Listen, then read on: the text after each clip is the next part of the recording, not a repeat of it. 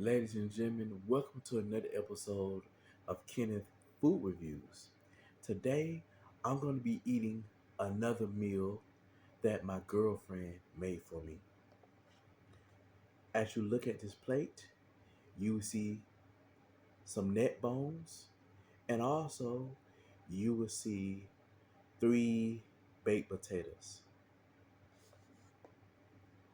Now, before I eat my neck bone, I'm going to take some hot sauce and I'm going to pour some hot sauce on my neck bone. I'm going to get ready to take a bite of my neck bone.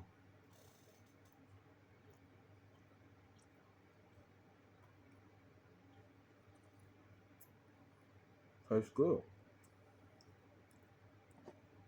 And now I'm going to eat one of my mashed potatoes.